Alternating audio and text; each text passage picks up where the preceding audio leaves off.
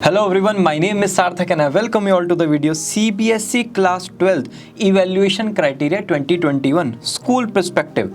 Length देखकर आप video की समझ गए होंगे कि ये स्कूल से रिलेटेड वीडियो है। जितने भी टीचर्स हैं उनको इस वीडियो से बहुत ज़्यादा बेनिफिट होगा, ठीक है। और जो स्टूडेंट्स जानना चाहते हैं ना कि इन डेप्थ तरीके से उनकी मार्किंग कैसे होगी, वो भी इस वीडियो को रेफर कर सकते हैं। सबसे पहले एक बार समरी चेकआउट कर लेते हैं। एक रिजल्ट कमेटी फॉर्म होगी, ठीक है। फिर डिफरेंट स्टूडेंट्स को इवेल्युएट किया जाएगा एक पर्टिकुलर क्राइटेरिया के बेसिस पर।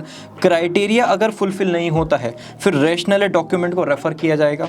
मार्क्स होंगे स्टैंडर्डाइजेशन के बेसिस पर, हर चीज़ का आपको रिकॉर्ड रखना है। फिर बाद में कंपार्टमेंट एग्जाम कंडक्ट करेगा सीबीएसई, और उसके बाद सारे रूल्स और गाइडलाइंस को आपको फॉलो करना पड़ेगा। अगर नहीं किया तो पेनल्टी वगैरह फिर आपको देनी पड़ेगी इन टर्म्स ऑफ एफिलिएशन या फिर इन टर्म्स ऑफ फीस। तो ये है पूरा का पूरा समरी चार्ट, ठीक है। जहां पर भी इस वीडियो में ऐड आएगा वहां पर आपको ब्रेक लेना है 20 सेकंड का। इंटेंशनली मैंने वहां पर ऐड लगाया है, ठीक है। आ जाते हैं फटाफट से नोटिफिकेशन की तरफ। Notification Mamta Sharma versus CBSE dated 17 जून 2021। यहां पर पहले बैकग्राउंड है, मैं आपको एक बार हेडिंग पढ़ के बताता हूं। Policy for tabulation of marks for class 12th board examination 2021। Background में उन्होंने कहा कोविड-19 थोड़ा सा सीवियर कंडीशन में आ चुका था, इसकी वजह से ये नोटिफिकेशन के अकॉर्डिंग एग्जाम हो गए कैंसिल, ठीक है। अब कैंसिल होने की वजह से क्या हुआ? Challenges before CBSE and objective of the policy. CBSE के सामने क्या चैलेंज आए? सीबीएसई ने सबसे पहले चैलेंज फेस किया स्टैंडर्डाइजेशन। क्यों? क्योंकि स्टैंडर्डाइजेशन में प्रॉब्लम क्या था? हर स्कूल का सपोर्टिंग मटेरियल डिफरेंट है, हर स्कूल का एनालिसिस ऑफ रिजल्ट करने का तरीका डिफरेंट है, हर स्कूल में स्टूडेंट्स की जो फाइनेंशियल कंडीशन है वो डिफरेंट है, हर स्कूल में एग्जामिनेशन पेपर डिफरेंट है। तो उससे स्टैंडर्डाइजेशन नहीं था। तो एक तो स्टैंडर्डाइजेशन फॉर्मेट में रिजल्ट को डिक्लेयर करना, ये एक सबसे बड़ा चैलेंज था सीबीएसई के सामने, ठीक है। उसके लिए उसने मोड ऑफ असेसमेंट चूज किया। अब वो कैसे कैसे चूज किया एक बार चेकआउट करते हैं। Assessment of theory examination. Theory में कई बार कंफ्यूजन हो जाता है, मैं आपको क्लियर कर देता हूँ। अगर 100 मार्क्स का पेपर है, 20 का प्रैक्टिकल होता है, तो जो 80 मार्क्स का पेपर उसको थ्योरी कहते हैं, ठीक है। हम इनको ना ज़्यादातर नॉर्मल लैंग्वेज में बोर्ड के एग्जाम कहते हैं, तो कई बार इन थ्योरी से हम रिलेट नहीं कर पाते। 20 is practical and theory is 80 marks. In case of 100 कहीं पर 70-30 ये डिफरेंट रेशोज हो जाते हैं, ठीक है। असेसमेंट ऑफ थ्योरी एग्जामिनेशन अब कैसे कैसे होगा? As per the information available, school have conducted different types of exam for the session 2020-2021. Class 12th के लिए सीबीएसई स्कूल्स ने डिफरेंट एग्जाम कंडक्ट किए हैं। कौन कौन से एग्जाम हैं? यूनिट टेस्ट जो वीकली बेसिस पर होते हैं, mid terms, half yearly exams और प्री बोर्ड्स, ये सारे एग्जामिनेशंस कंडक्ट किए हैं। एग्री? हाँ या ना? यस, आपने कंडक्ट किए हैं। कुछ स्कूल्स ने ये जो एग्जाम है वो ऑफलाइन फॉर्मेट में भी कंडक्ट किए हैं, जैसे जनवरी में फर्स्ट वेव जा चुकी थी, है ना। तो कुछ स्कूल्स ने ना प्रिपरेटरी टेस्ट या फिर प्री बोर्ड के नाम से स्टूडेंट्स को बुला लिया था स्कूल में और उनके प्री बोर्ड कंडक्ट कर दिए थे। लेकिन जो मेजॉरिटी एग्जाम्स हैं वो ऑनलाइन फॉर्मेट में ही कंडक्ट हुए हैं, ठीक है जी। अब इसकी वजह से हुआ क्या? कुछ स्टूडेंट्स जो एकेडमिक ट्रांजैक्शंस करते थे, मतलब जो एकेडमिकली पढ़ते थे, जिनके पास डिवाइसेस वगैरह नहीं थे, उनको प्रॉब्लम हो गई। जिनके पास मोबाइल वगैरह या फिर इंटरनेट की कनेक्टिविटी अच्छी नहीं थी, उनके एग्जाम्स वगैरह में थोड़ी सी प्रॉब्लम हुई है। तो एक तो इन लोगों का कैसे ट्रीटमेंट होगा, नंबर 1, एंड नंबर 2 स्टैंडर्डाइजेशन कैसा आएगा। ये दो सबसे बड़े चैलेंज हैं क्लास 12th स्टूडेंट्स के लिए। उसके लिए हम सबसे पहले आते हैं क्लास 12th एग्जामिनेशन में। सीबीएसई ने डिफरेंट रिसर्च कंडक्ट की और सीबीएसई ने देखा कि मिड टर्म, यूनिट टेस्ट और प्री बोर्ड एग्जाम्स हर स्कूल में अप्रॉक्स कंडक्ट हुए हैं, ठीक है। ये तो उनको क्लियर था। उसके बाद उन्होंने कहा हाँ, कुछ स्टूडेंट्स के घर से कंडक्ट हुए हैं, कुछ का इंफ्रास्ट्रक्चर उतना अच्छा नहीं था, ये सब वेरिएशंस हैं। लेकिन the results of online examination held this year may not truly reflect the performance of students. भाई किसी बच्चे को आदत थी 3-3 घंटे एग्जाम लिखने की, लेकिन उसने गूगल फॉर्म पर एग्जाम दिया है, तो उसकी जो परफॉर्मेंस थी ना वो ट्रूली रिफ्लेक्ट नहीं करेगी रिपोर्ट कार्ड में। ये सबसे बड़ा चैलेंज आ गया, है ना, ऑनलाइन एग्जाम में। नंबर 2, एक स्टैंडर्डाइजेशन असेसमेंट नहीं था। भाई टीचर्स नहीं थे। ऑफलाइन फॉर्मेट में टीचर्स होते हैं, 3 घंटे का एग्जाम होता है, 15 मिनट उसमें रीडिंग टाइम होता है। एक तो ये वाला स्टैंडर्डाइजेशन नहीं हो पाया ऑनलाइन में, और एक उसकी परफॉर्मेंस स्टूडेंट्स की ट्रूली रिफ्लेक्ट होकर नहीं आ रही है। ये दो सबसे बड़े प्रॉब्लम आ गए। अब इनको कैसे सॉल्व किया जाए, है ना। तो इन कंसर्न्स को एड्रेस करने के लिए हमें एक स्टैंडर्डाइजेशन एग्जाम को कंसिडर करना पड़ता। भाई यहाँ पर सबसे बड़ा प्रॉब्लम क्या था, क्लास 12 का स्टैंडर्डाइजेशन नहीं था, हर स्कूल ने अपने तरीके से किया। तो अब हमें एक स्टैंडर्डाइज एग्जाम को रेफर करना पड़ेगा। स्टैंडर्डाइज एग्जाम का मतलब प्री कोविड टाइम में स्टैंडर्डाइज एग्जाम कौन सा था, क्लास 10th। तो आ गए हम क्लास 10th पे। अब क्लास 10th के जो बोर्ड एग्जाम कंडक्ट हुए थे, ये जो स्टूडेंट्स इस बार क्लास 12th में हैं, जिनकी अब मार्किंग होनी है, उनके जो क्लास 10th के एग्जाम कंडक्ट हुए थे वो प्रॉपर स्टैंडर्डाइजेशन, बोर्ड के सारे मेजर्स को दिमाग में रखते हुए थे और रेगुलर स्टैंडर्ड मैनर के अकॉर्डिंग हुए थे। ठीक है, तो ये एक अच्छा क्राइटेरिया हो सकता है इन स्टूडेंट्स को मार्क करने का। लेकिन यहां पर भी प्रॉब्लम थी। सीबीएसई ने कहा कि हमें पता है कि क्लास 10th के जो स्टूडेंट्स हैं ना, उन्होंने अंडर परफॉर्म किया था, उनको थोड़ी पता था कि क्लास 12th में ये मार्क्स उनके कंसिडर किए जाएंगे।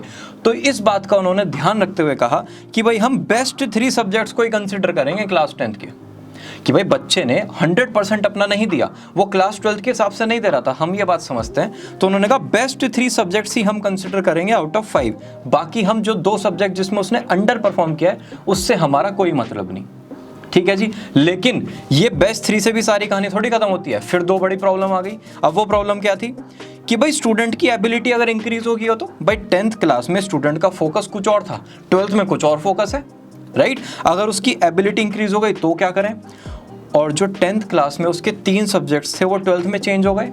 जैसे 10th क्लास में मेरे सब्जेक्ट्स थे फिजिक्स, केमिस्ट्री, मैथ्स, ठीक है, और 12th क्लास में मेरे सब्जेक्ट्स हैं अकाउंट्स, इकोनॉमिक्स, बिजनेस स्टडीज।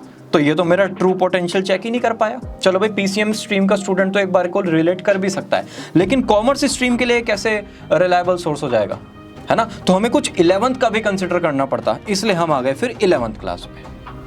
समझ में आ गई बात। पहले हम 10th पे क्यों हैं, क्योंकि स्टैंडर्डाइजेशन एग्जाम नहीं था। अब लेकिन स्टैंडर्डाइजेशन आ गया तो अब हमें पता कैसे चलेगा कि भाई उसका जो अकाउंट्स, इकोनॉमिक्स, बिजनेस वगैरह जो सब्जेक्ट है उसमें क्या प्रोपोर्शन है। फिर हम आ गए 11th में। अब 11th क्लास के उन्होंने कहा ये भी प्रॉपर प्रिस्क्राइब्ड फॉर्मेट में एग्जाम कंडक्ट हुए हैं, ऑफलाइन फॉर्मेट में हुए हैं, लॉकडाउन से पहले कंडक्ट हो चुके थे, एक आध एडिशनल सब्जेक्ट का एग्जाम रह रहा था हर स्कूल में। तो इसलिए इनको एक सेट क्राइटेरिया हम मान सकते हैं डिफरेंट स्टूडेंट्स को अवॉर्ड करने के लिए। तो जो 11th क्लास की मार्किंग है वो यहाँ पर उन्होंने कंसिडर कर ली है। तो कंक्लूजन क्या हुआ कि क्लास 12th के मार्क्स, क्लास 11th के मार्क्स और क्लास 10th के बेस्ट 3 सब्जेक्ट्स के मार्क्स कंसिडर किए जाएंगे थ्योरेटिकल पोर्शन के लिए। अगर 100 मार्क्स का पेपर है उसमें 80 मार्क्स में 10th, 11th और 12th कंसिडर होगा और 20 मार्क्स में आपका प्रैक्टिकल असेसमेंट। अब प्रैक्टिकल तो सार्थक ऑलरेडी हो चुका था, वही सीबीएसई ने यहाँ पर लिख दिया है कि भाई प्रैक्टिकल ऑलरेडी हमने कंडक्ट कर लिया था, और अगर नहीं हुआ है किसी स्कूल में तो वो प्रोसेस ऑफ कंप्लीशन पर है। ठीक है, प्रोसेस ऑफ कंप्लीशन का मतलब वो अभी with in 2 to 3 days complete हो जाएगा या फिर विद इन 10 डेज कंप्लीट हो जाएगा। तो इसको तो बिल्कुल नहीं छेड़ना है, ये तो एज इट इज ही रहेगा। 10th के कंसिडर क्यों है, क्योंकि स्टैंडर्डाइजेशन एग्जाम नहीं था। 11th क्यों नहीं कंसिडर, क्यों कंसिडर हो रहे हैं, क्योंकि उसमें जो हमारे सब्जेक्ट्स हैं वो 12th से मैच कर रहे हैं, तो वो ट्रू व्यू निकल के आ जाएगा। This is section 1 of this assessment. अब ये तो हमको समझ में आ गया कि 11th, 10th और 12th के मार्क्स क्यों कंसिडर किए जा रहे हैं। अब आते हैं कैसे कंसिडर किए जाएंगे। ठीक है, procedure for assessment of students. अगर थ्योरी मार्क्स मतलब जो बोर्ड एग्जाम बच्चा 3 ईयर का देता है, ठीक है, उसका 80 मार्क्स का हमारा वो एग्जाम है, तो 20 मार्क्स उसके प्रैक्टिकल के होंगे। 70 मार्क्स का बोर्ड एग्जाम है तो 30 मार्क्स प्रैक्टिकल के होंगे। ऐसे करते करते 30 मार्क्स का अगर बोर्ड एग्जाम है 3 घंटे वाला, तो उसका 70 मार्क्स का हमारा प्रैक्टिकल होगा। ये डिफरेंट सब्जेक्ट्स में वेरी करता है। ठीक है, ये जो यहाँ पर सीरीज लिखी है ये पर्टिकुलरली यहाँ से पिक की गई है, और ये जो सीरीज लिखी है वो यहाँ पर ऐसे पिक की गई है। ये हो गई हमारी थ्योरी और ये हो गया हमारा प्रैक्टिकल। नॉर्मली उन्होंने बता दिया डिफरेंट स्कोर्स। अब आते हैं नेक्स्ट पॉइंट पर। उन्होंने कहा जो प्रैक्टिकल एग्जाम है 20 मार्क्स का, या फिर जो 30 मार्क्स का जो हर सब्जेक्ट में वेरी करता है, जो एक्सटर्नल एग्जामिनर वगैरह भी आता है लेने, वो तो अकॉर्डिंग टू March 6, 2019 का जो नोटिफिकेशन है जैसे होता है कंडक्ट वैसे ही होगा। ठीक है, इसमें बिल्कुल भी टेंशन लेने वाली बात नहीं है। अब आएंगे कैंसिलेशन की वजह से जो थ्योरी पोर्शन है, जो बच्चा 3 घंटे का एग्जाम देता है उसके डिफरेंट मार्क्स हैं। कोई एग्जाम 80 का होता है, कोई 70 का, कोई 60 का, 50 का, 30 का। उनकी मार्किंग कैसे होगी? क्लास 12th के जो है मार्क्स वो कंसिडर होंगे 40%, क्लास 11th के मार्क्स कंसिडर होंगे 30% और क्लास 10th के मार्क्स कंसिडर होंगे 30%। टोटल आ गया 100। क्लास 12th में जो यूनिट टेस्ट, मिड टर्म और प्री बोर्ड हैं उनके कंसिडर होंगे। क्लास 11th में जो फाइनल एग्जाम हुए हैं जिनको एनुअल एग्जाम कहते हैं उसका खाली थ्योरी कंपोनेंट कंसिडर किया जाएगा, ठीक है, उसमें भी प्रैक्टिकल के मार्क्स आप साइड में रख देना। 10th के बेस्ट 3 परफॉर्मिंग सब्जेक्ट्स का एवरेज कंसिडर किया जाएगा, अभी आगे डिटेल में बात करेंगे। अगेन ये जो एक्चुअल बेसिस पर हमारा प्रैक्टिकल होता है ना, वो बार बार याद दिला रहे हैं कि वो जो प्रैक्टिकल है वो एक्चुअल बेसिस पर होंगे, उसमें इधर उधर 30-40% कुछ नहीं करना है, ठीक है। और ये जो टोटल मार्क्स होंगे वो कॉन्सोनेंस में होंगे, मिलते जुलते होंगे पास्ट परफॉर्मेंस से स्कूल की। इस पर तो पूरा आगे लेक्चर है तो इसकी भी टेंशन ना लीजिए। आते हैं असेसमेंट एंड इट्स कंपोनेंट्स। इसको हम 2 पार्ट में डिवाइड कर देते हैं। ये हो गए हमारे टोटल मार्क्स और ये हो गए हमारे थ्योरी प्लस प्रैक्टिकल। तो अगर हम क्लास 10th के मार्क्स को कंसीडर करते हैं, ठीक है, सो 80 मार्क्स का अगर पेपर है उसका 30% 24 तो कंसीडर किए जाएंगे क्लास 10th के, 30% 24 कंसिडर किए जाएंगे क्लास 11th के, और 80 का 40% 32 मार्क्स कंसिडर किए जाएंगे क्लास 12th के, ठीक है। अगर 24 + 24 + 32 करोगे आएगा 80, 80 में प्लस कर दोगे 20 जो कि है प्रैक्टिकल के मार्क्स, तो टोटल आ गया 100, ठीक है। ऐसे ही यहाँ पे होगा, इसको मैं रब कर देता हूँ जिससे आपको इजी लगे। यहाँ पर 70 का 30% 21, 70 का 30% 21, 70 का 40% 28 + 30 क्या आएगा 100। ऐसे करते करते हर सब्जेक्ट का क्राइटेरिया निकल गया, ठीक है। अब यहाँ पर कुछ कन्फ्यूजन हो जाता है कभी कभी। ये जो दोनों रोज हैं ये उन्होंने एज इट इज़ यहाँ पर पिक करके आपको दे दी, ठीक है। और जो क्लास 12th के मार्क्स हैं वो उन्होंने ऐड करके दे दिए। 32 + 20 आ गया 52, 28 + 30 आ गया 58, 24 + 40 आ गया 64, 20 + 50 आ गया 70, 12 + 70 आ गया 82। अब थोड़ी सी मैं टेक्निकल लाइन यहाँ पर कह रहा हूँ, प्लीज़ अगर ना समझ में आए तो मुझे एक बार कॉमेंट्स में ज़रूर बताना, ठीक है।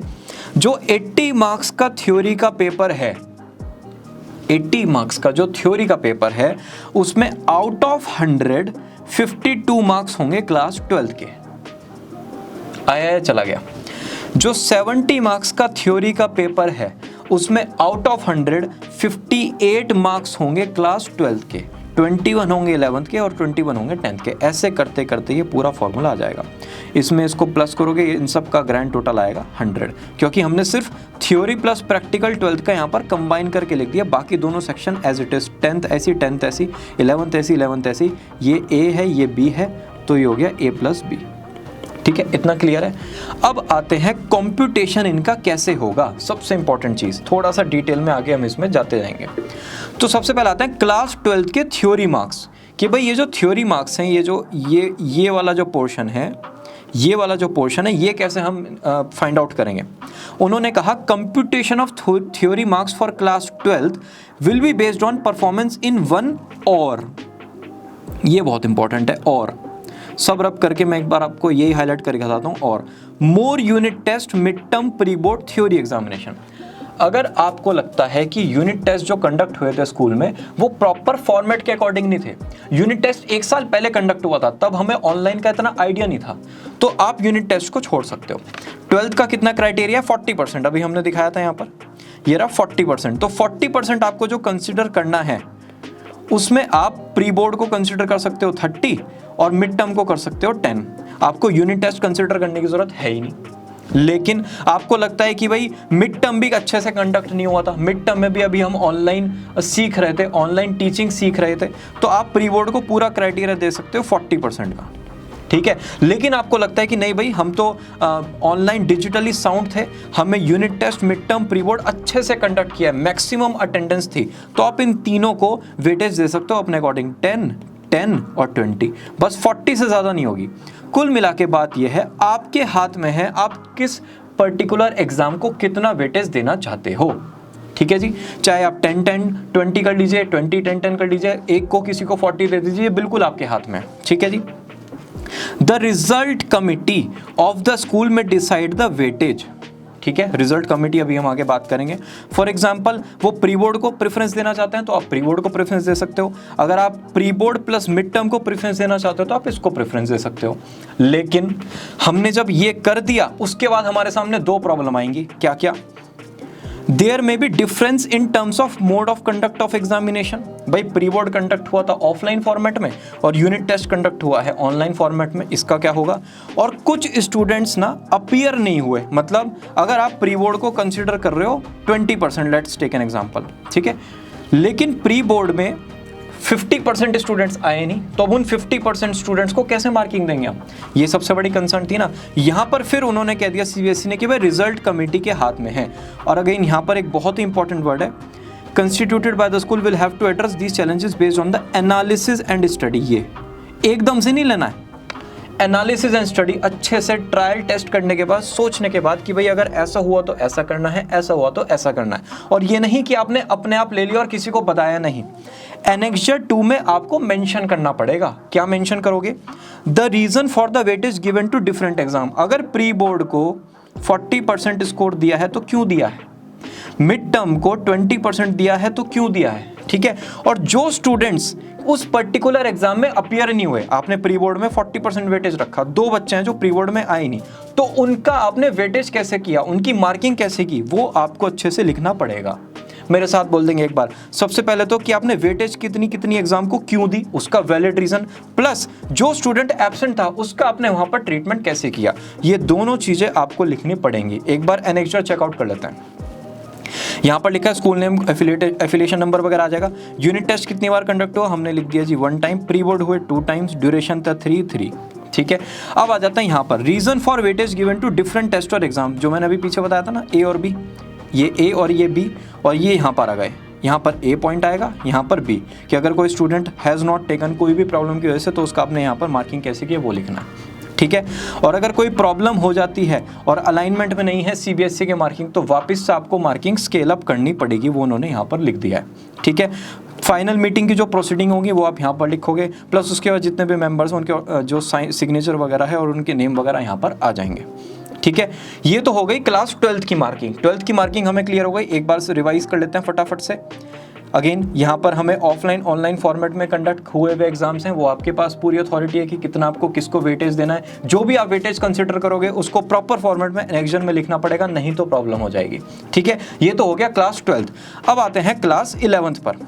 क्लास 11 थ्योरी मार्क्स, अगर 100 मार्क्स का पेपर है तो उसमें 80 मार्क्स जो थ्योरी है बस उसी की सारी यहाँ पर कैलकुलेशन है, क्योंकि बाकी 20 तो हमारा सॉर्टेड है। इस 80 मार्क्स की सिर्फ हम बात करेंगे। कैसे? Computation of class 11 theory marks shall be on the basis of year and final theory. ये बहुत है, सिंपल है। एनुअल एग्जाम जो है उसमें से आप प्रैक्टिकल के मार्क्स को डिडक्ट कर दोगे, वो जो आएगा फाइनल उसका आप 30% ले लोगे, वो हो जाएगा क्लास 11 के मार्क्स।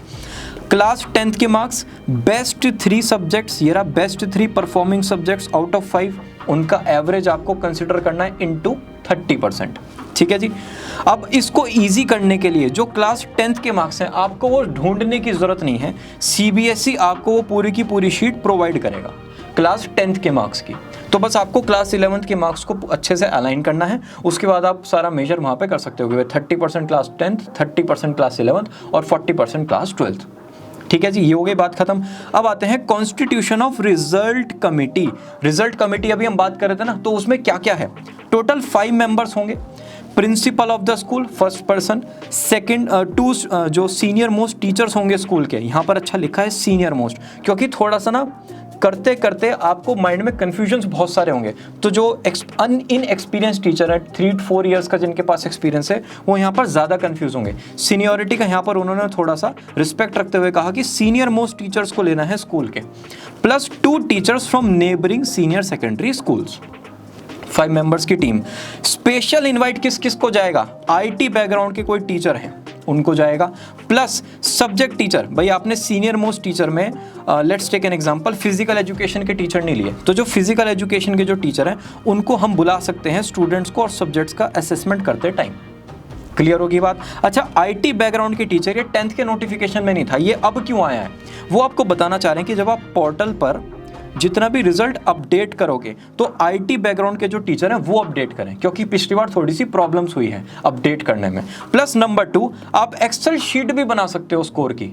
जरूरी नहीं है सारा मैनुअली हो। एक्सेल शीट में अगर आप अच्छे से फॉर्मूला को ड्राइव कर दोगे कि भाई 30% क्लास 10, 30% क्लास 11, 40% क्लास 12, तो ऑटोमेटिकली आपको सिर्फ वहाँ मार्क्स लिखने होंगे और उसके बाद कैलकुलेशन अपने आप हो जाएगी। तो उसमें आपके IT टीचर हेल्प कर सकते हैं। This is section 2 of the assessment policy. कैसा लगा ऐड? अच्छा था। चलो आते हैं सेक्शन नंबर 3 पर। सेक्शन नंबर 3 कहता है कि भाई जो आपने अब रिजल्ट कमेटी बनाई है ना, उसका सारा रूल्स एंड रेगुलेशंस हमने एनेक्जर 1 में लिख दिया है। लेकिन उससे पहले ऑनरेरियम हम एक बार चेकआउट कर लेते हैं। जितने भी एक्सटर्नल कमेटी मेंबर्स हैं उनको मिलेंगे 2500 रुपीज़, और जितने भी इंटरनल कमेटी मेंबर्स या फिर टीचर्स जिनको आप कह सकते हो स्कूल के, उनको मिलेंगे 1500 रुपीज़। ठीक है, CBSE एक ऑनलाइन मॉड्यूल क्रिएट करेगा और उसके थ्रू डायरेक्ट पैसा कमेटी मेंबर्स के अकाउंट में आ जाएगा। ठीक है, अब बात करते हैं एनेक्जर 1 में जो रूल्स एंड रेगुलेशंस है उनके ही। अच्छा, इसमें 80% रूल्स एंड रेगुलेशन सारे 10th क्लास वाले मैचिंग है, तो मैं यहाँ पर ज़्यादा टाइम वेस्ट आपका नहीं करूँगा। यहाँ पर अगेन मेंबर्स का डिटेल दिया हुआ है। उसके बाद इंटरचेंज नहीं होने चाहिए, सेम फ्रेंचाइजी से टीचर्स नहीं होने चाहिए, आपस में टीचर इंटरचेंज नहीं हो सकती कि भाई मैं आपके स्कूल में आ जाता हूँ, आप मेरे स्कूल में आ जाइए। वो सारे रूल्स यहाँ पर 10th वाले लिखे हुए हैं। स्पेशल इन्वाइट IT टीचर्स को हो सकता है या फिर सब्जेक्ट टीचर्स को हो सकता है। ठीक है, कमेटी मेंबर्स को हो सकता है, एक्सटर्नल मेंबर्स कमेटी अपॉइंट कर सकती है। ठीक है, रोल्स एंड रिस्पॉन्सिबिलिटी बिल्कुल सिंपल, ऑनलाइन डिस्कशन कर सकते हैं। कोई प्रॉब्लम आ रही है तो दूसरी कमेटी को रेफर कर सकते हैं, उनसे पूछ सकते हैं, राइट। इस टाइप के रोल्स एंड रिस्पॉन्सिबिलिटी यहाँ पर आ जाएंगे। प्रोसीडिंग्स का सारा डेटा रखना है। ट्रू एंड फेयर व्यू, ये पॉइंट है बस यहाँ पर, ट्रू एंड फेयर व्यू, बस हर एक को ये फॉलो करना पड़ेगा, चाहे वो चेयरपर्सन है, चाहे वो इंटरनल मेंबर्स हैं, चाहे वो एक्सटर्नल मेंबर्स हैं, चाहे वो IT टीचर हैं, चाहे वो स्पेशल इन्वाइटी हैं। आप इनको पढ़ोगे, ये आप वैसे भी करते हैं, बस उन्होंने आपको यहाँ पर बता दिया है। ठीक है, बात करते हैं how to prepare the result. ये इंपॉर्टेंट है। चेयरपर्सन जो कि हमारे प्रिंसिपल सर और मैम हैं, will discuss the policy with all the members including special invitees. ठीक है, स्पेशल इन्वाइटी मतलब हमारे subject teachers. Thereafter a draft road map will be prepared by the committee, कि भाई अब हमें आगे करना कैसे कैसे है, उसका पूरा का पूरा रोड मैप बनेगा। Subject wise result of each class will be discussed with concerned special invitee, done. Each finalized result will be cross checked, ठीक है। मार्क्स कौन अपलोड करेंगे? IT teacher. ठीक है, ये नया अमेंडमेंट है क्लास 12 के लिए।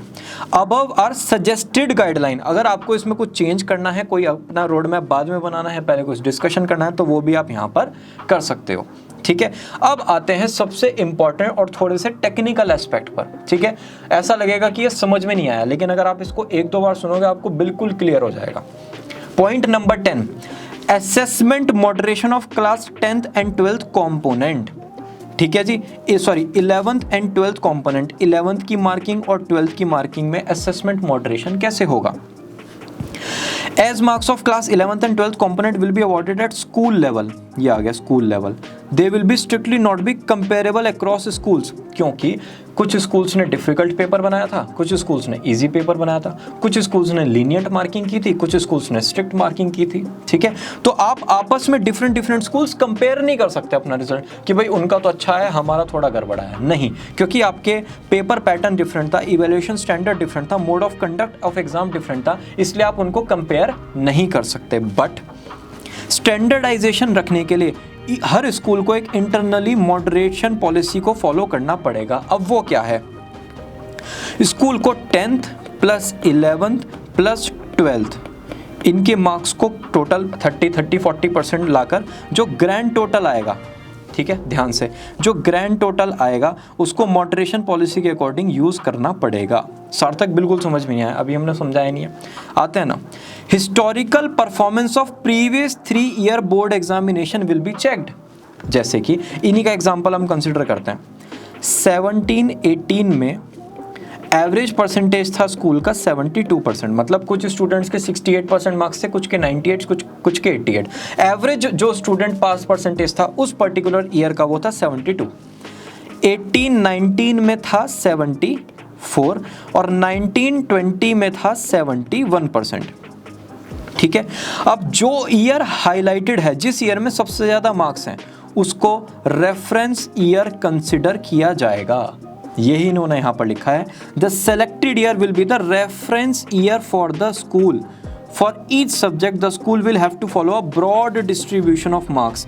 ये ब्रॉड डिस्ट्रीब्यूशन का उन्होंने एक एग्जाम्पल हमें आगे दिया है, उसको पहले मैं आपको चेक कराता हूँ, ठीक है, उसके बाद ये इजीली आपको समझ में आ जाएगा।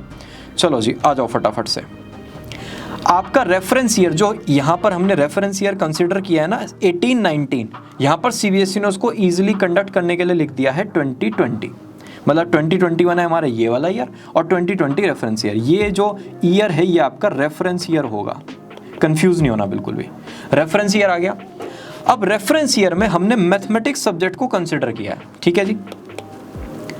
मैथमेटिक्स में 33% से कम मार्क्स 1% स्टूडेंट्स के थे in the year reference year, मतलब 18, 19, 19, 20 जो भी आपका रेफरेंस ईयर है, 33% से कम मार्क्स टोटल 1% स्टूडेंट्स के थे।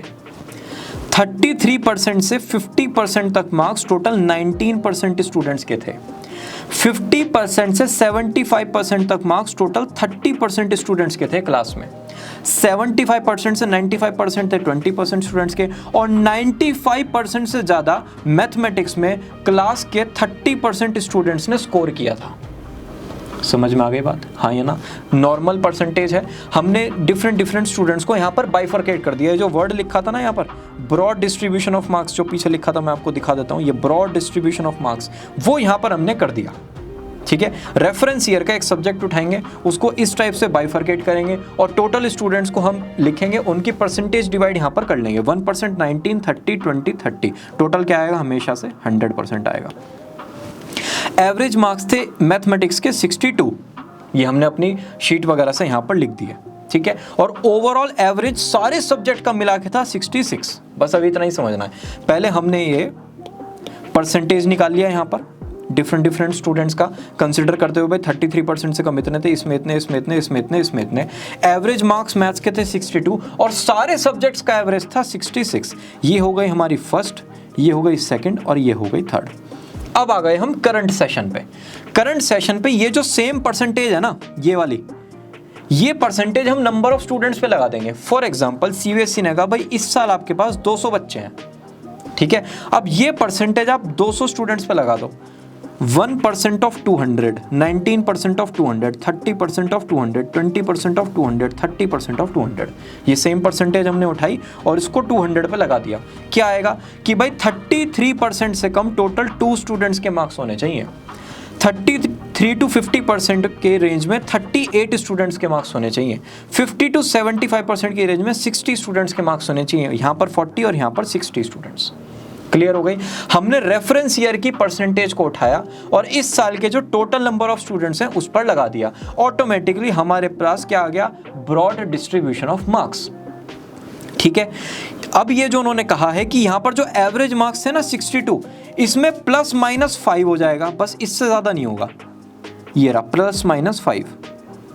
और ये जो यहां पर लिखा हुआ है एवरेज ऑफ ऑल सब्जेक्ट 66, इसमें ±2 हो जाएगा, इससे ज्यादा नहीं होगा। समझ में आ गई बात? रेफरेंस ईयर का हमने परसेंटेज निकाला, उसको इस ईयर के स्टूडेंट्स पर लगाया और जो एवरेज मार्क्स होंगे सारे स्टूडेंट्स के मिला के बस ±5 का वेरिएशन होना चाहिए। सारे सब्जेक्ट्स का ऐसा जब एवरेज आएगा उसमें ±2 का डिफरेंस होना चाहिए, बस वही पॉइंट इन्होंने यहाँ पर लिख दिया है। पहले कहा रेफरेंस ईयर, उस रेफरेंस ईयर से मार्किंग होगी तो ±5 से ज़्यादा नहीं होनी चाहिए सिंगल सब्जेक्ट में, और सारे सब्जेक्ट्स में मिला के 2 मार्क्स से ज़्यादा कुछ भी डिफरेंस नहीं होना चाहिए। ये जो यहाँ पर इन्होंने लिखा है ना 66, मैं आपको दिखा देता हूँ एक बार। ये जो यहाँ पर 66 लिखा है, चला गया, हाँ जी, ये जो 66 लिखा है ये 68 होना चाहिए था, तो थोड़ा आपको क्लैरिटी हो जाती। मतलब 68 से ज़्यादा तो किसी भी हाल में कर ही नहीं सकते, ±2 ओवरऑल में और सिंगल में +-5। क्लियर? यह है हमारा का पूरा असेसमेंट का क्राइटेरिया। रेफरेंस ईयर से हम कैसे निकालेंगे। अब आते हैं नेक्स्ट पॉइंट्स पर। अब सार्थक, ये तो हमारे पास ना यहाँ पर लिखा है ना प्रीवियस 3 ईयर, लेकिन हमने तो बोर्ड कंडक्ट करने 2 साल से स्टार्ट किए हैं, तो भैया सीबीएसई ने कह दिया कि उन 2 ईयर्स में जो भी आपका मैक्सिमम ईयर था जिसमें आपकी ज्यादा परसेंटेज आई है, फर्स्ट में आई 72, फिर आई 74, क्या लेना है 74। सार्थक, हमारा तो बोर्ड एग्जामिनेशन कंडक्ट ही 1 साल से हो रहा था, बात ही खत्म। आपका 1 साल से हो रहा था, उसमें 72% एवरेज है, आप उसी को कंसिडर करोगे। सार्थक, हम तो इस बार पहली बार बोर्ड एग्जाम में अपीयर हो रहे थे एज अ स्कूल। अगर आप पहली बार अपीयर हो रहे थे तो अगर आप किसी भी स्पेसिफिक ग्रुप को बिलोंग नहीं करते तो इंडिपेंडेंट, केवीएस, जेएनवी, गवर्नमेंट और एडेड, इन सब के जितने भी रिजल्ट्स हैं लास्ट 3 इयर्स के वो सीबीएसई आपके साथ शेयर करेगा। तो उन 3 इयर्स में से जो आपको मैक्सिमम ईयर मिलेगा उसके अकॉर्डिंग आप मार्किंग कर सकते हो। आप किसी ग्रुप को फॉलो करते हो जैसे डिस्ट्रिक्ट, स्टेट या फिर नेशनल, उसके भी लास्ट 3 इयर्स के पूरे स्कोर आपके साथ सीबीएसई शेयर करेगा। इसमें से आप जो टॉप ईयर होगा उसको कंसिडर कर सकते हो। और अगर आप अभी किसी बोर्ड से चेंज होकर सीबीएसई में आए हो, आईसीएसई से सीबीएसई में आए हो, यूपी स्टेट बोर्ड या किसी भी स्टेट बोर्ड से आप सीबीएसई में कन्वर्ट हुए हो, तो आप अपने प्रीवियस स्टेट बोर्ड का जो ईयर है ना, जो स्कोर है, उसको कंसिडर कर सकते हो। बस आपको एक बार अप्रूवल कराना पड़ेगा सीबीएसई से। क्लियर हो गई। अगर आप पहली बार सीबीएसई में आए हो तो आपको अप्रूवल कराना पड़ेगा। किसी ग्रुप से बिलोंग करते हो तो पास्ट 3 इयर्स का डेटा मिल जाएगा। किसी ग्रुप से बिलोंग नहीं करते हो तब भी पास्ट 3 इयर्स का डेटा आपको मिल जाएगा। This is part 3 of the assessment policy. अब ये सब कुछ करने के बाद अगर आपकी क्लास में या फिर आपके स्कूल में 10 या फिर 10 से कम स्टूडेंट्स हैं जो क्लास 12 के बोर्ड एग्जाम में अपीयर हो रहे हैं, तो ये जो +-5 वाला क्राइटेरिया है ना, आपको ये फॉलो करने की जरूरत नहीं है। ठीक है, आपको बस ये 2 मार्क्स वाला क्राइटेरिया फॉलो करना होगा। यही सीबीएसई ने यहाँ पर लिखा है। ठीक है, marks obtained by the students of the school in subject in previous board examination have been taken for the purpose of internal moderation. CBSE ने कहा भाई जो क्लास 10th के एग्जाम है वो आप ही के तो स्कूल में कंडक्ट हुए थे, मतलब आपके स्टूडेंट्स ने दिए थे, तो वो सही तरीका है कैलकुलेशन करने का। इस पर आप प्लीज डाउट मत रखें। ठीक है, और जो ब्रॉड डिस्ट्रीब्यूशन है वो एनेक्जर 3 के अकॉर्डिंग होना चाहिए, वो हमने यहाँ पर पूरा का पूरा डिस्कस कर लिया है। अब बात करते हैं, once the result committee finalises the marks on the basis of test और exam, it has to ensure that the marks of student are aligned with the broad distribution. ये आपको बार बार बताया जा रहा है कि भाई इसके अकॉर्डिंग सारा का सारा होना चाहिए, नहीं तो प्रॉब्लम हो जाएगी। और इसके लिए, इस चीज को फैसिलिटेट करने के लिए सीबीएसई ने एक ऑनलाइन सिस्टम बनाया है। कैसा? आप यहां पर मार्क्स को सबमिट करोगे और हिस्टोरिकल डिस्ट्रीब्यूशन ऑलरेडी उस ऑनलाइन वेबसाइट पर होगा। आप मार्क्स सबमिट करोगे, वो हिस्टोरिकल डेटा से मैच नहीं कर रहा, आपके पास आ जाएगा कि भाई दोबारा से अपलोड करो। ये 10th क्लास में भी हुआ है। बहुत सारे टीचर्स ने 5 सब्जेक्ट्स का डेटा अपलोड किया, उसमें से 2 सब्जेक्ट्स का डेटा वहां पर मैच नहीं हुआ, तो वापस से उनको भेजना पड़ा। राइट, तो वही चीज उन्होंने यहाँ पर ये लिखी है। बिल्ट इन चेक्स, अगेन यहाँ पर वो बताने कि हमने अपने ऑनलाइन सिस्टम को बहुत ही रोबस्ट बनाया है। बिल्ट इन चेक्स होंगे, आप कहीं पर भी उनको बेवकूफ नहीं बना सकते। इन शॉर्ट इन्होंने ये कहा है, और आपको बार बार यही कहा जा रहा है, फेयर और ऑब्जेक्टिव असेसमेंट करना है। किसी भी फॉर्मेट में कोई भी चीज अपने आप नहीं माननी है, जो भी माना है उसको डॉक्यूमेंट में लिखना है। Alright, assessment of more than 5 subjects. 6th subject था किसी स्टूडेंट के पास क्लास 12th में, तो उसका असेसमेंट कैसे होगा भाई? यही बेस्ट 3 सब्जेक्ट्स का एवरेज कर लोगे, वो ही आपका 6th सब्जेक्ट का मार्क्स माना जाएगा। Very simple. 13th पॉइंट आता है असेसमेंट ऑफ न्यू सब्जेक्ट, मतलब पहली बार जिनका असेसमेंट हो रहा था सेशन 2020-2021 में, उनमें भी अगेन बेस्ट 3 सब्जेक्ट्स को ही कंसिडर करोगे, उनका एवरेज करोगे, और वो भी हमारा न्यू सब्जेक्ट का स्कोर माना जाएगा। अब आ गया technical point. Subject change from class 11 to 12th। मैंने लिया क्लास 11th में कॉमर्स विद मैथ्स। ठीक है जी, मैथ्स मैंने जब 11th में पढ़ा, मुझे एहसास हुआ कि हमसे ना हो पाएगा, तो हमने कहा कि भाई हम कॉमर्स विदाउट मैथ्स ले लेंगे, और इसका मतलब हमने एंटरप्रेन्योरशिप क्लास 12th में ले लिया। ठीक है, मतलब क्लास 11th में मेरे पास था मैथ्स और क्लास 12th में मेरे पास आ गया एंटरप्रेन्योरशिप। इस केस में कैसे मार्किंग होगी? क्योंकि भाई 11th में तो मैथ्स है, 11th के क्राइटेरिया को कैसे फुलफिल करेंगे, बहुत इंपॉर्टेंट है। In case any student has changed the subject from class 11 in class 12 with the approval of CBSE, in such cases recording the assessment in subject in class 11, assessment shall be done by awarding average of best 3 subjects। समझ में आया? Best 3 subjects को average करोगे, वो 6th subject का होगा score 11th class का। किसी भी हाल में ऐसा नहीं होगा कि बच्चे के पास 11th क्लास में तो मैथ्स था, 12th क्लास में एंटरप्रेन्योरशिप आ गया, हमने मैथ्स का यहाँ पर 30% कंसिडर कर लिया और एंटरप्रेन्योरशिप का 40%। नहीं, यहाँ पर मैथ्स अब आएगा ही नहीं, यहाँ पर हमें मानना है कि एंटरप्रेन्योरशिप ही है। और ये एंटरप्रेन्योरशिप कैसे होगा? बेस्ट 3 को हम डिवाइड कर देंगे 3 से, उससे आ जाएगा एवरेज, वो हो गया हमारे एंटरप्रेन्योरशिप के मार्क्स। क्लियर हो गई बात? मैथ्स को कंसिडर नहीं करना है, मैंने एग्जांपल लिया इसलिए मैं बता रहा हूँ। किसी और स्टूडेंट ने सब्जेक्ट अगर चेंज किया है तो जो 12th क्लास का सब्जेक्ट है वही सब्जेक्ट हम 11th क्लास में मानेंगे। 11th क्लास का सब्जेक्ट अब 0 हो चुका है, ठीक है जी, वेरी इंपॉर्टेंट। अब आते हैं students who passed class 10th from any other board than CBSE.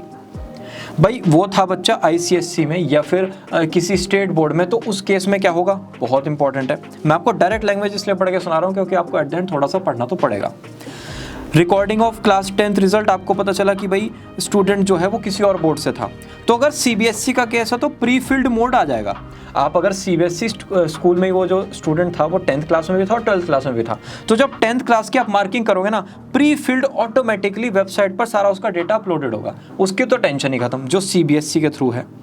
अब जो अदर देन सीबीएसई है उस केस में क्या होगा, are not available with CBSE, मतलब ये जो मार्क्स है भाई स्टूडेंट अब सीबीएसई के पास अवेलेबल नहीं है क्योंकि भाई सीबीएसई बोर्ड का बच्चा है ही नहीं।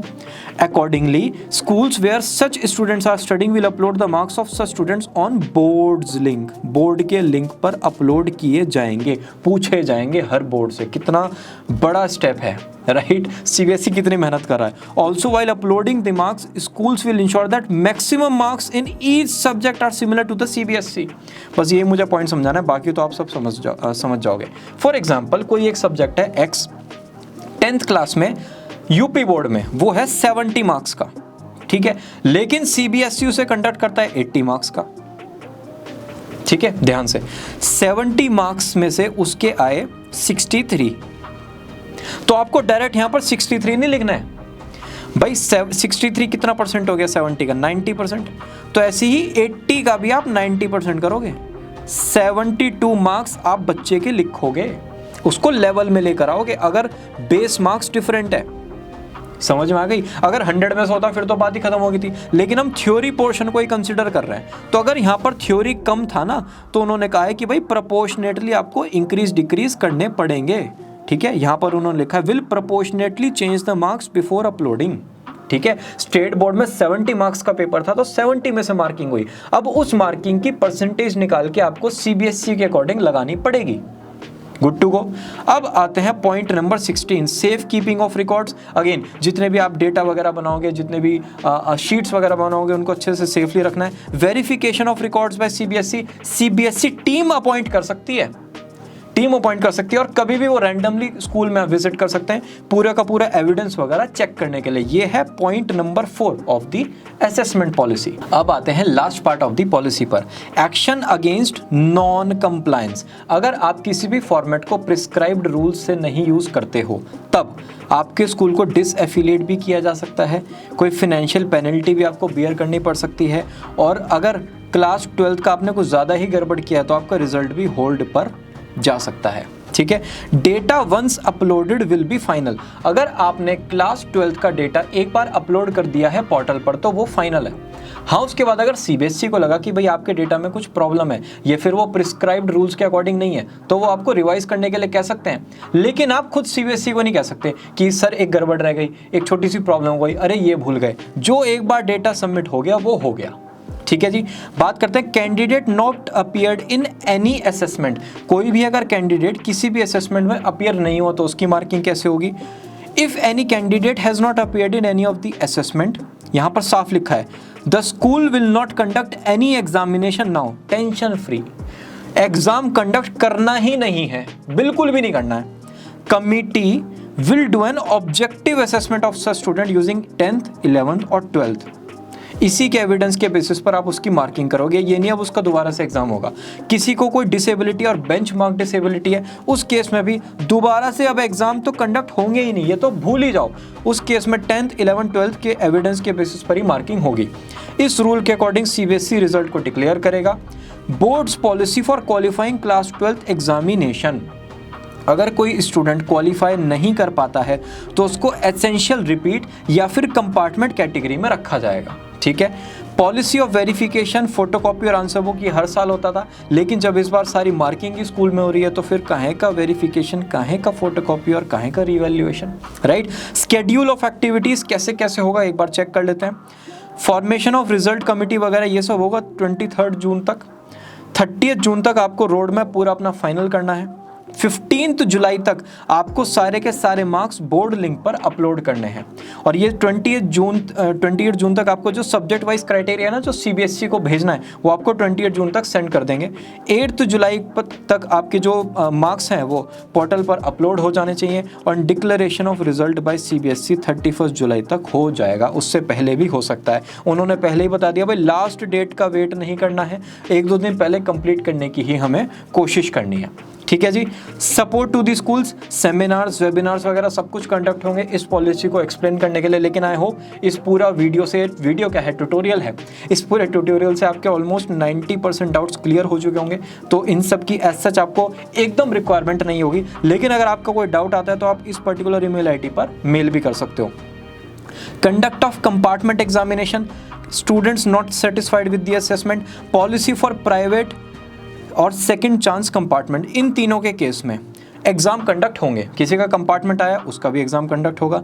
कोई बच्चा अपने मार्क्स से सेटिस्फाइड नहीं है, लेकिन यहाँ पर एक कैच है, as per the policy marks scored in later examination will be considered final. मतलब किसी स्टूडेंट ने कहा कि भाई मैं अपने मार्क्स से सेटिस्फाइड नहीं हूँ, मुझे बोर्ड एग्जाम देना है, बोर्ड अपना एग्जाम कंडक्ट करेगा, लेकिन अब जो वो एक्चुअल स्कोर करेगा बच्चा वो ही फाइनल किया जाएगा।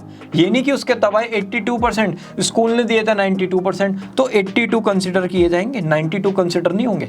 कंपार्टमेंट का भी एग्जाम होगा, जो बच्चे सेटिस्फाइड नहीं अपने मार्क्स से उनका भी एग्जाम होगा, और जो सेकंड चांस कंपार्टमेंट वाले हैं उनका भी एग्जाम होगा। ये सारी prescribed dates according to time सब स्कूल्स को अपडेट कर दी जाएंगी। ठीक है जी।